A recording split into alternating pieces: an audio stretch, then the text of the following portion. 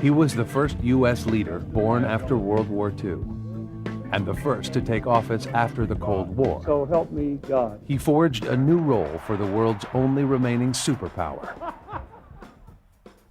Clinton has assured that the United States is going to sustain a position as the global power. At home, he changed the definition of the Democratic Party. Who would believe that a Democrat would downsize the federal government and would actually balance the budget and reduce the national debt? Not something that anyone would have associated with Democrats before Bill Clinton. He has always done things the hard way. What's happened to him has been so completely improbable that this poor boy in Arkansas would pull himself up, get this job, and then survive trauma after crisis after trauma throughout this presidency, almost like Houdini, and still stay president. One of the big themes of his political career has been to survive. From the beginning, survival was a crucial skill for Bill Clinton. His father, William Blythe, died in a car accident before he was born. His widowed mother gave birth to him in Hope, Arkansas, on August 19, 1946. Virginia Blythe brought her new baby with the imposing name William Jefferson Blythe IV to the home of her parents, Edith and Eldridge Cassidy. Within a year, Virginia, who was a trained nurse, left Hope for New Orleans to study as an anesthetist. Bill was left with the Cassidys, who ran a neighborhood grocery store in Hope. His grandfather really sort of became, in a lot of ways, his surrogate father. Mr. Cassidy spent an awful lot of time with him. Virginia returned to Hope in 1950 and married a car dealer named Roger Clinton. 2 years later, he sold his business and moved his family to Hot Springs, a spa town in central Arkansas. They settled in there, and in 1956, the Clintons had another son, Roger Jr. There were football games in the backyard, basketball tossing on the goal, just music, constant music in the background. Music was an important part of Bill's early life. He loved big band and bebop jazz. In high school, he took up the tenor saxophone and began playing in the high school band.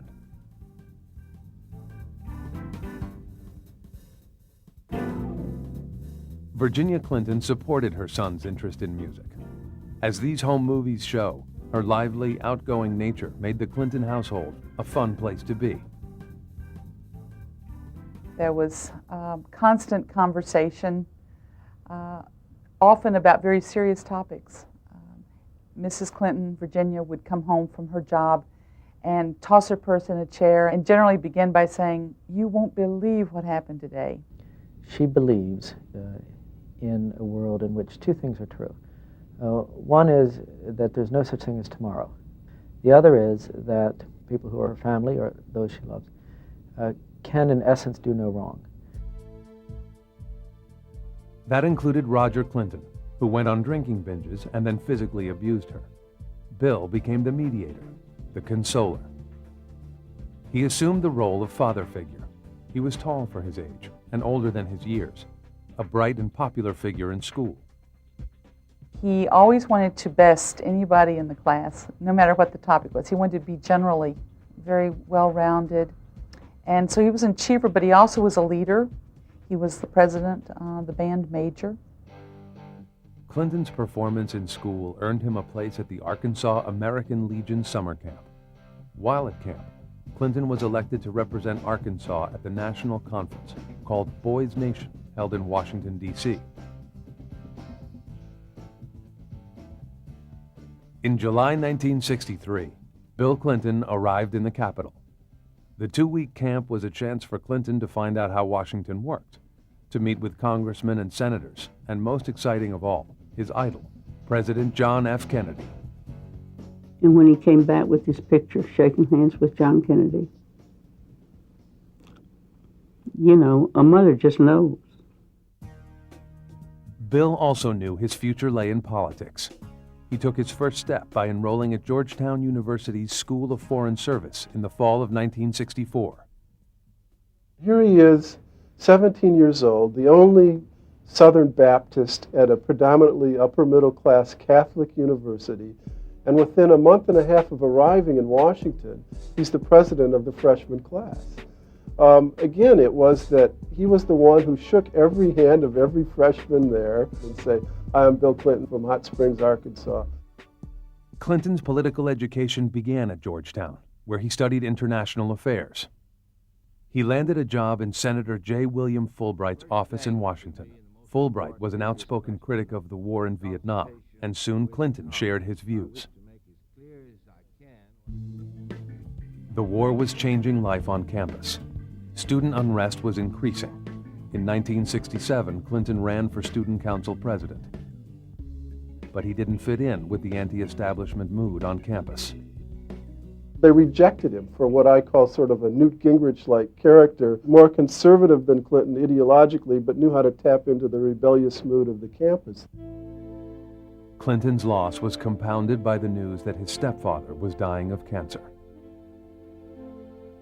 I think Clinton is defined more by loss than victory, and the loss of a father is the central defining thing in his life. Clinton was always looking for some form of affirmation. When he returned to Washington, Clinton decided to follow in the footsteps of his mentor, Senator Fulbright, and applied for a Rhodes Scholarship to Oxford University.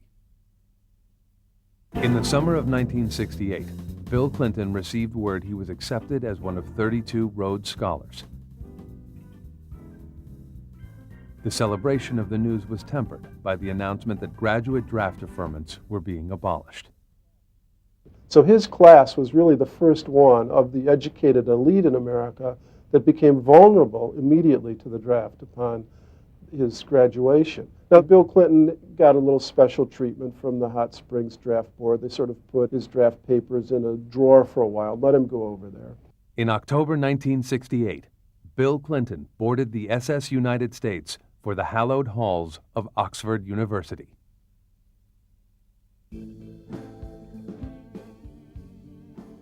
Bill Clinton arrived at University College at Oxford in October 1968. There he studied politics, philosophy, and economics, and debated political issues with his tutors. In his free time, he traveled to Europe and engaged in long discussions with fellow Rhodes Scholars, including Robert Reich, about the war and the draft. The largest issue with regard to Vietnam was the justice of the war. Many of us, over and over again, talked about whether we should be there as a nation, why we were there, whether the war was the kind of war that ought to be fought, whether we as individuals could in good conscience fight that kind of war. The essential argument they all made was that people who had so much to offer society, people who are so bright, so gifted, so smart, and so committed to making a better world, would be crazy, immoral, to waste their lives in a stupid feudal war. All the theoretical discussions became reality in May 1969. The Garland County, Arkansas Draft Board ordered Bill Clinton to report for induction. Clinton had three options: fight in a war he opposed, become a draft resistor and face criminal prosecution, or join the National Guard or ROTC program. On July 17, Clinton met with Colonel Eugene Holmes of the University of Arkansas's ROTC program. He joined, got a draft deferment, and agreed to enroll later in the year.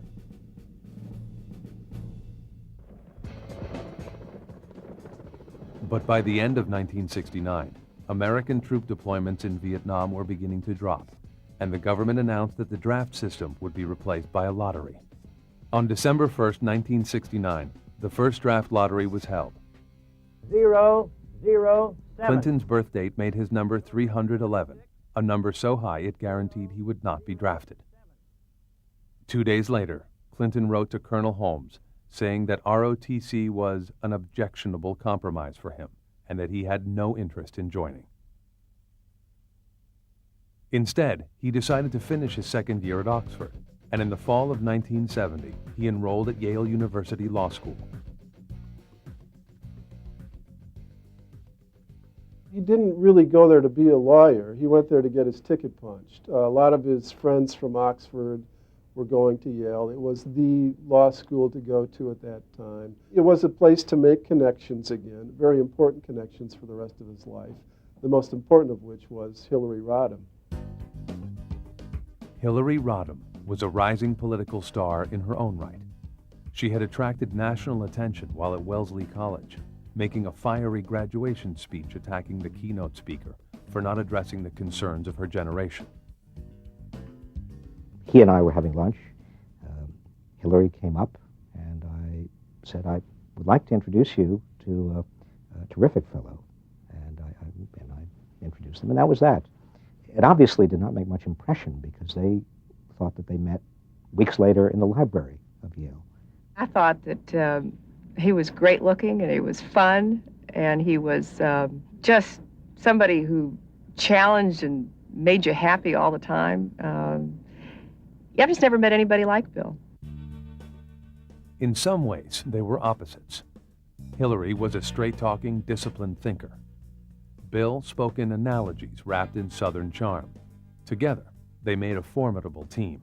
They did add and do add a great deal to each other. That relationship is probably one of the most intellectually and politically, emotionally richest relationships I know.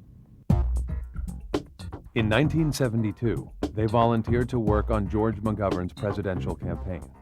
Clinton was sent to organize in Texas. That fall, President Nixon beat McGovern in a landslide. McGovern won only 33% of the vote.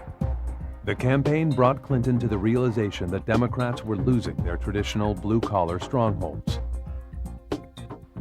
Bill Clinton entered political life at a time essentially when his party, the Democratic Party, was starting a long, slow decline. The movement of the white working class away from the Democratic Party, and he always had to try to deal with that.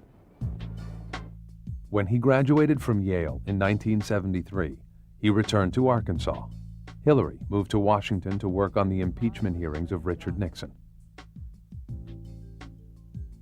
Watergate had put the Republicans on the defensive. In 1974, Clinton decided to take advantage by challenging Arkansas Congressman John Paul Hammerschmidt, who was up for re-election. Clinton fell short of victory by 800 votes, but he was far from discouraged. In a matter of months, he had gone from being a nobody to Arkansas's fastest rising political star. That loss to John Paul Hammerschmidt in 1974 really made Bill Clinton's career in a sense. Bill Clinton's narrow defeat in the 1974 congressional election set him on the road to a political career in Arkansas. It also brought his relationship with Hillary Rodham to a crossroads. For Hillary, it was a choice between a political career of her own in Washington and Bill Clinton. It might have been love, it might have been politics, but she chose Bill Clinton. And on October 11, 1975, they were married. They bought a house in Fayetteville, Arkansas. Hillary joined Bill on the faculty at the University of Arkansas Law School. The next year, Bill Clinton ran for Attorney General of Arkansas and won convincingly. The Clintons moved to Little Rock. He was a very active Attorney General. He took on the utilities. He picked issues where he could help further develop his name. Clinton's performance carried him to victory in the 1978 governor's race. At 32, he was the youngest governor the state had ever seen. So help me God. So help me God. Oh, his first term as governor was a disaster.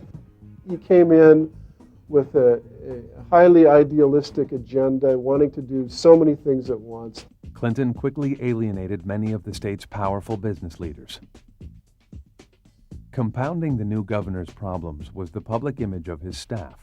He hired friends from Yale and Georgetown to work in his administration, young Eastern-educated liberals who offended the values of a largely conservative population.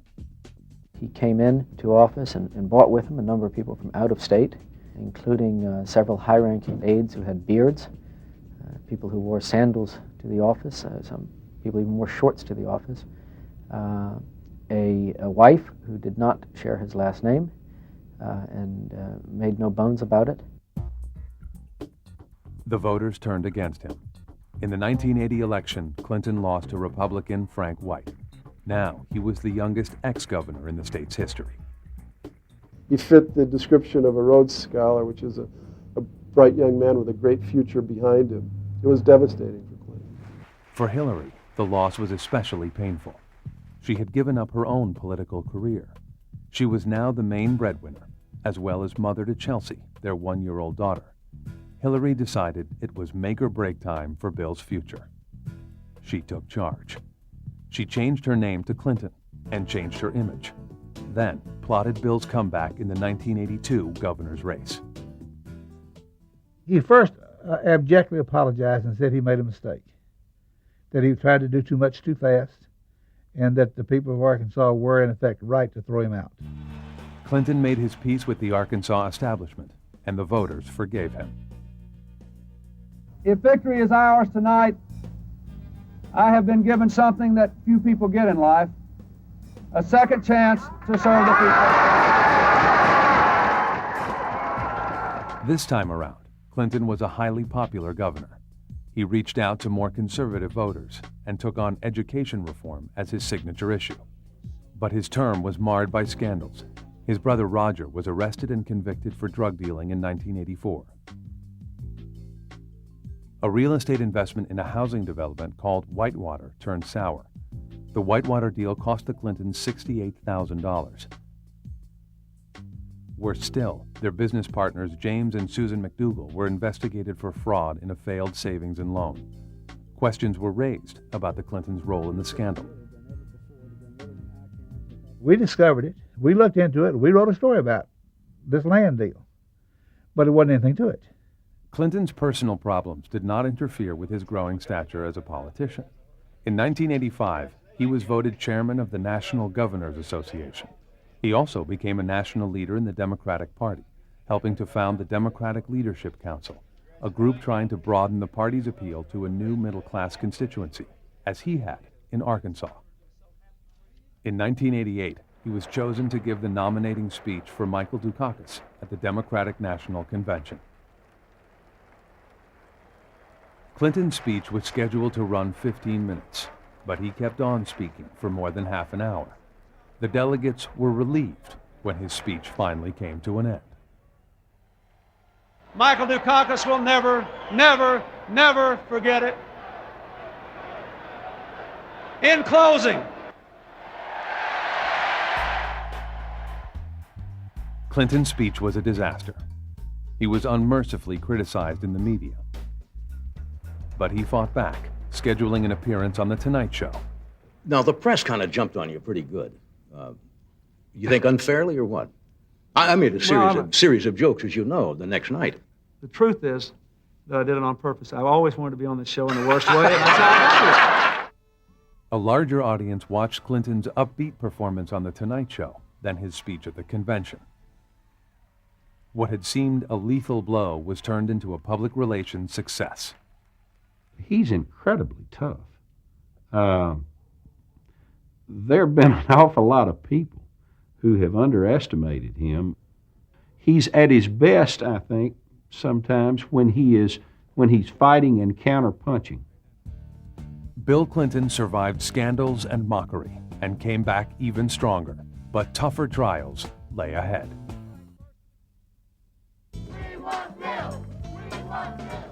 When Bill Clinton announced he was running for president in October of 1991, he was the relatively unknown governor of a small southern state who wanted to take on the very popular President George Bush. And the road to the Democratic nomination was paved with landmines that threatened to explode in his face. The first was Jennifer Flowers. She was a local TV reporter in Arkansas who claimed to have had an affair with Governor Clinton.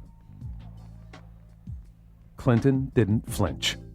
In January 1992, as the primary season was beginning, he answered the charges on 60 Minutes with his wife Hillary by his side.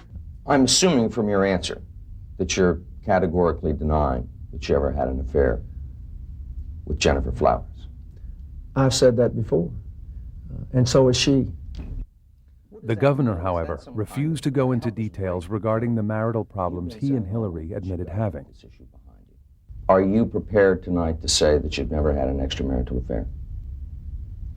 I'm not prepared tonight to say that any married couple should ever discuss that with anyone but themselves. I'm not prepared to say that about anybody. Fresh on the heels of the Jennifer Flowers story came an anonymous leak of Clinton's long-ago letter to Colonel Eugene Holmes backing out of ROTC. Clinton explained his struggle to avoid serving in Vietnam. Like so many people in my generation, I felt a profound ambivalence. I loved my country, but I hated the war. A month later came another generational landmine, as Clinton was asked whether he had ever used drugs. And that when I was in England, I experimented with marijuana a time or two, and I didn't like it, and didn't inhale, and never tried it again. But despite the controversies, Bill Clinton fought back and began winning primaries. I want you to send a message to this country about what kind of country we're going to have, about what kind of future. He had several things going for him in his race for the Democratic nomination, including his ability to engage people, one-on-one or in a crowd. Clinton's the kind of person who's most himself and most energized in front of an audience. And I'll be there for you till the last dog dies. And I want you to remember it.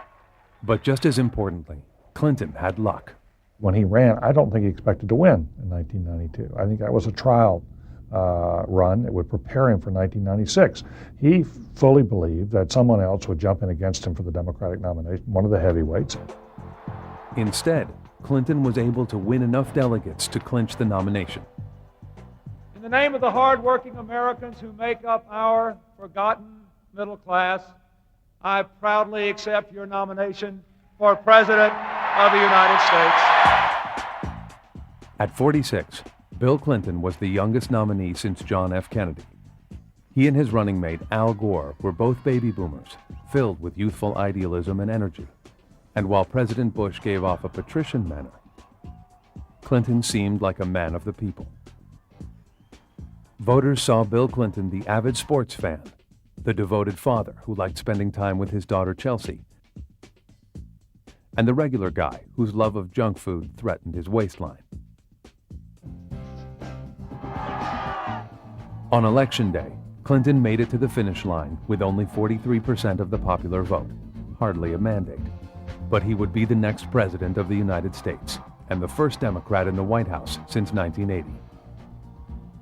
On this day, with high hopes and brave hearts, in massive numbers, the American people have voted to make a new beginning. It was a new beginning for America and for Bill Clinton. I will faithfully execute the office of President of the United States. But Clinton quickly showed that he didn't understand Washington politics. On his first day in the Oval Office, he announced he would end discrimination against homosexuals in the military. When the Pentagon and Congress were outraged, the president backed off his decision. It was the first in a series of compromises that left many wondering if the new president would stand up for what he believed. He really doesn't have basic core principles for which he would die or give up his ambition. He's always looking for that middle ground. When it works, fine. When it doesn't work, it ends up that both sides are mad at him, and it looks like he doesn't stand for something. It seemed as if every decision, every announcement, every appointment Clinton made exploded in controversy. Clinton caused an uproar when he announced that his wife Hillary would oversee his ambitious plan for national health care. I think people were upset at the idea that someone would be in charge of policy who really wasn't responsible to anyone. This is no doubt the most powerful First Lady in American history. She's been a partner to him throughout. One of the things that historians will be finding out for years is how strong that partnership has been and how powerful an influence she has been on this presidency. This health care security card. The highly touted health plan never made it through Congress. He never got a honeymoon. First president I know never got a honeymoon. He got some very tough press coverage. Republicans did not trust Bill Clinton when he first came in, and he didn't have a lot of friends among Democrats. One of the legacies of the 1992 campaign was that from the beginning of Bill Clinton's time in office, he has had to confront not only an opposition, but a lot of people who very emotionally felt that this was someone who should not be in the White House, and in some cases would do almost anything to take him out. Clinton did manage some real victories in his first year in office. He won support for NAFTA, a free trade bill, pushed through family leave legislation, and cut the federal deficit.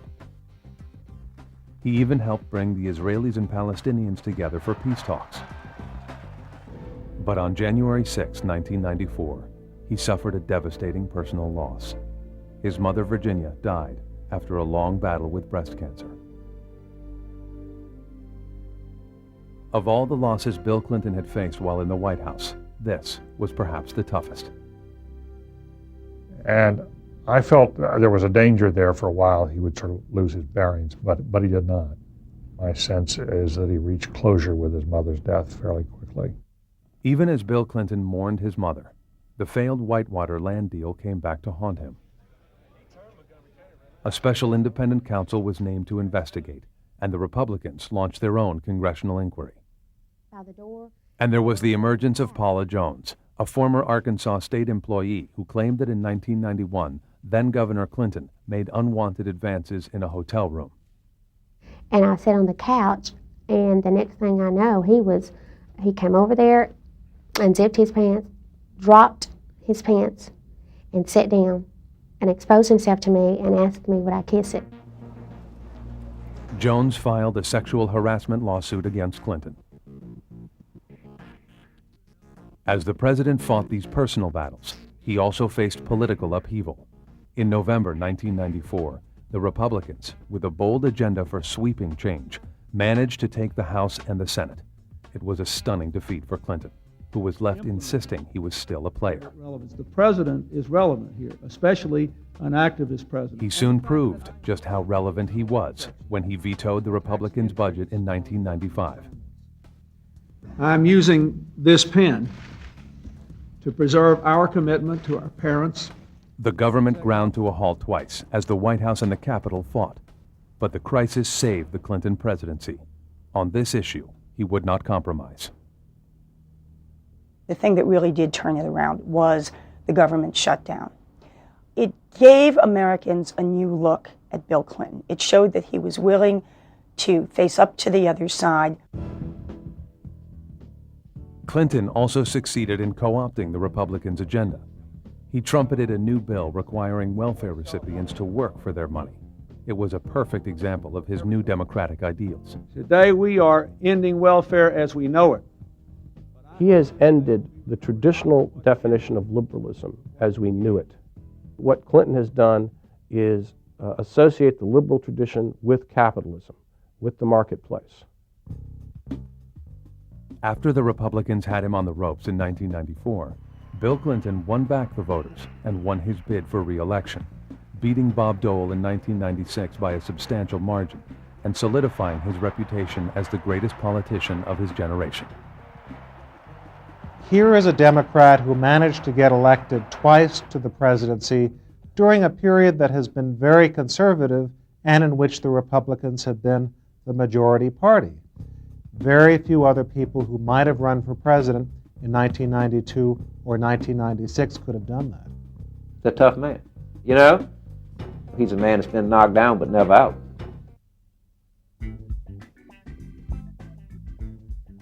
In May of 1997, the Supreme Court ruled that Paula Jones's sexual harassment suit against Bill Clinton could proceed immediately while the president was still in office.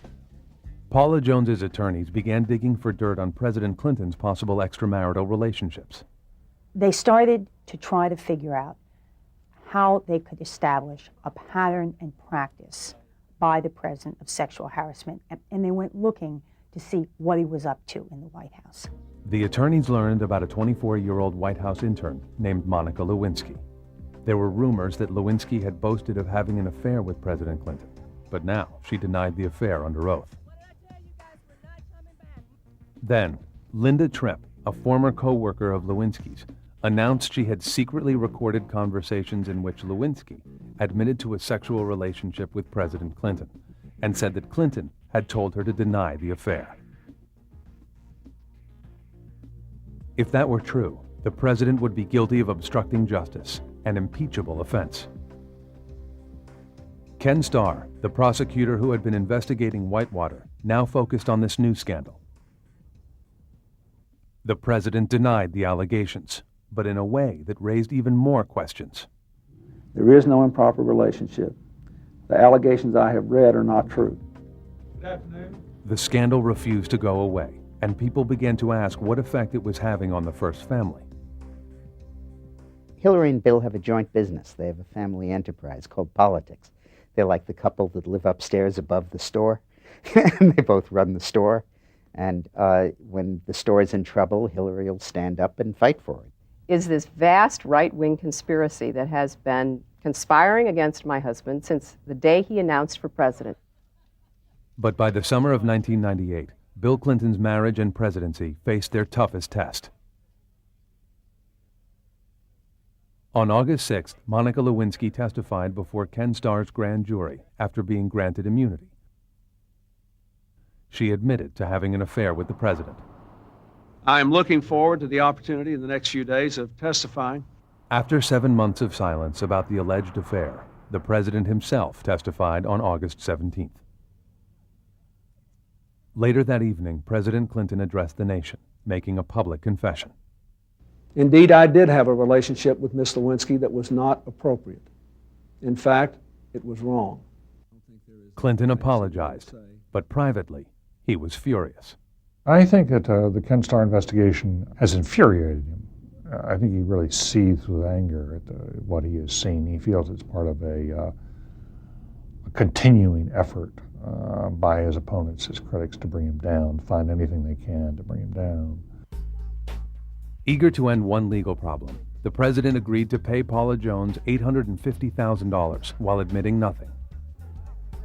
But at the same time, Congress was holding hearings about the Lewinsky scandal and considering whether to impeach the president.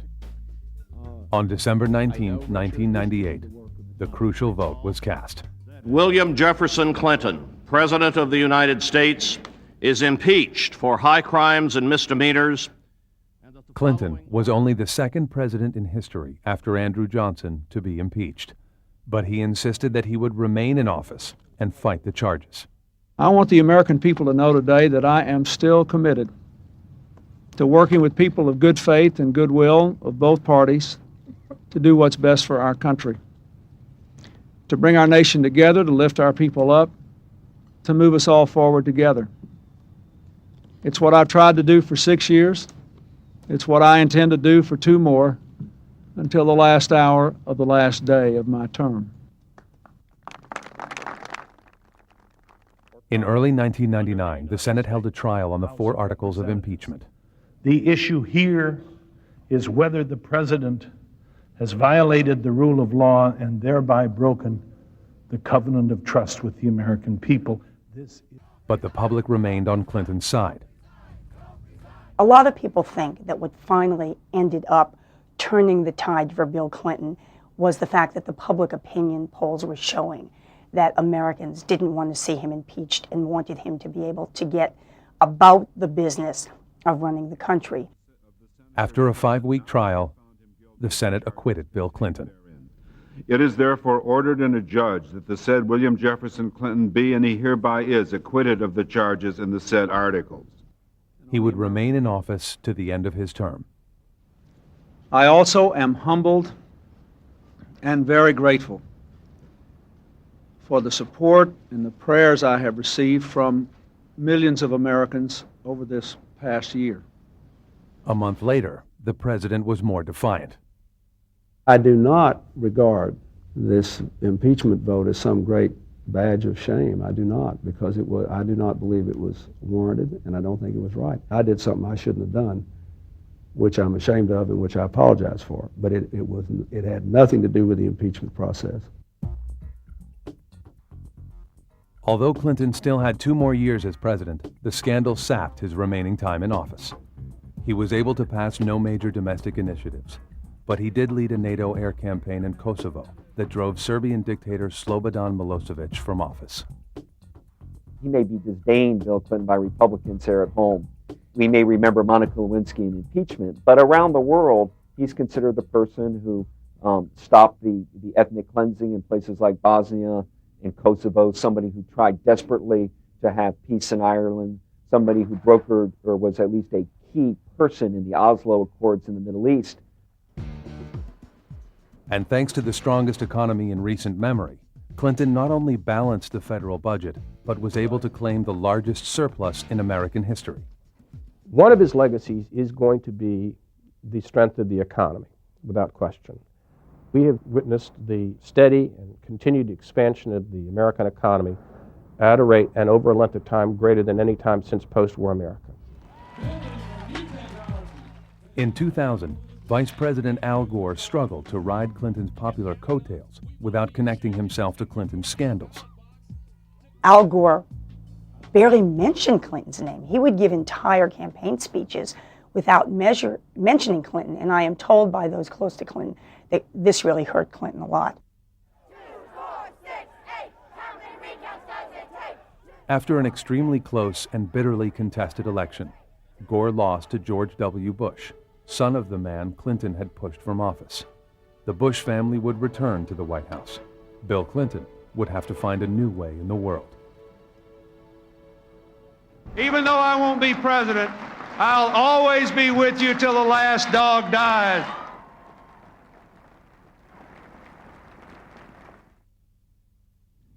I'll leave the presidency more idealistic, more full of hope than the day I arrived. At the age of 54, Bill Clinton was the second youngest ex-president in history. He left in a blaze of glory, with 68% of Americans saying they approved of the job he had done in the White House. Now, Clinton would have to figure out what to do with the rest of his life. His first job would be to support Hillary, who won her election in 2000 as a senator from New York. That you will bear true faith and allegiance to the same. Once outside her husband's shadow, Hillary Clinton's political career took off. The only First Lady ever elected to the Senate, she was soon recognized in her own right as an influential force in the Democratic Party, and many now view her as an imposing candidate for the presidency.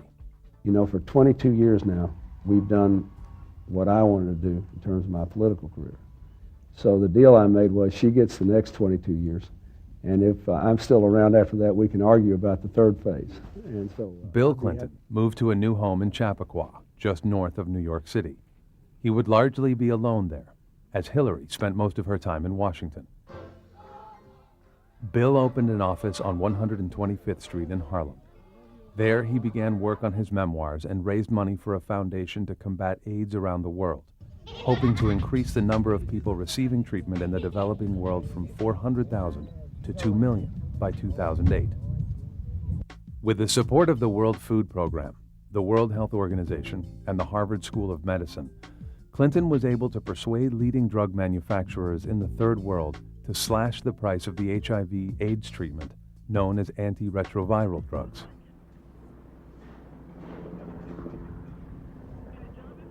After the terrorist attacks of 9/11, Clinton teamed with former political opponent Bob Dole to raise $100 million for victims' families.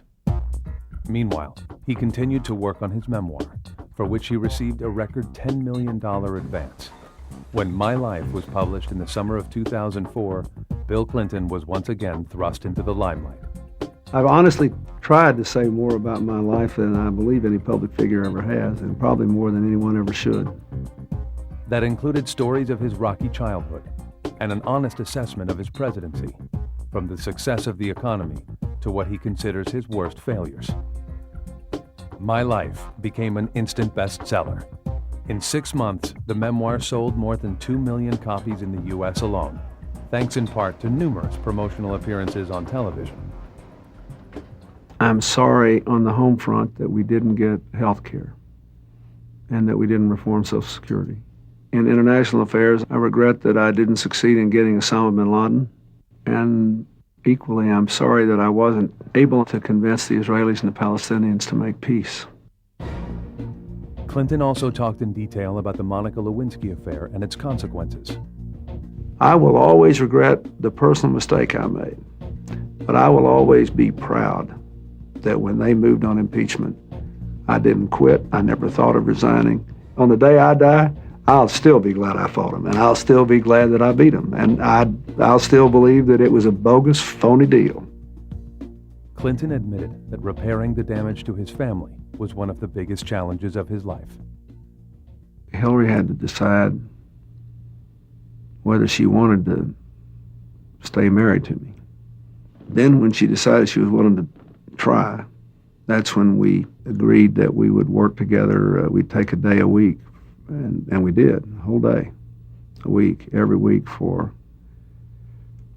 a year, maybe a little more, and did counseling. Clinton also faced other challenges, including one that was life-threatening. On September 6, 2004, he underwent a quadruple bypass operation. Without it, a future heart attack would have been likely. He is recovering normally at this point, so I think right now everything looks straightforward. At the same time, questions were raised about what role Clinton should play during the 2004 election campaign. Would the success of his book and his return to the spotlight help Democratic candidate John Kerry or hurt him? Clinton vowed to campaign for the Democrats. Let's fall in line and bring the White House back to our party. People love him. If you ever travel with the president, the crowds that come to meet him, I mean, people adore this man. Shortly after the 2004 election, Bill Clinton's life and legacy were celebrated at the opening of the Clinton Library in Little Rock, Arkansas. Presidents Jimmy Carter, George H.W. Bush, and George W. Bush attended the dedication, along with other high-profile guests from both the entertainment and political circles. So please, join this worldwide cause. Thank you. Thank you. After the Southeast Asian tsunami disaster in December 2004, Bill Clinton again put his formidable fundraising skills to work, appearing with his predecessor, George H.W. Bush, and his successor, President George W. Bush, to call for aid for the victims. Since the devastating tsunami struck Southeast Asia without warning, communities all across the world are stepping up to support ongoing relief efforts where they're needed most. If you've already contributed to this life-saving work, thank you. He later traveled with former President Bush to the tsunami-struck region to raise money and awareness. You should have seen him going town to town, country to country. Energizer Bunny here, it killed me. Upon his return, however, Bill Clinton experienced breathing problems from a buildup of scar tissue and excess fluid around his lungs. The problem, a complication of his earlier bypass surgery, was corrected on March 10, 2005, after another operation. Just 3 weeks later, Bill Clinton became the 9th recipient of the Jimmy and Rosalind Carter Award for Humanitarian Contributions to the Health of Humankind. America continues to debate Bill Clinton's legacy. Clinton's legacy will forever be tainted by the Monica Lewinsky scandal, by the fact that he was, in fact, impeached by the House of Representatives, if not convicted in the Senate. I think this will always be a footnote to everything about Bill Clinton. Clinton's universally acknowledged political acumen could still come in handy in the future, however, as Hillary Clinton weighs whether or not to run for president herself. I think that we can expect to see Hillary Clinton run for the presidency. So the question will be, what role does former President Clinton play in that race? And I think that what happens to Bill Clinton in the future will very much depend on whether or not his wife ever becomes president. I think that as we go on in the 21st century, we're going to look back on Clinton and say, my God, we didn't quite realize at the time how extraordinarily talented this particular president really was.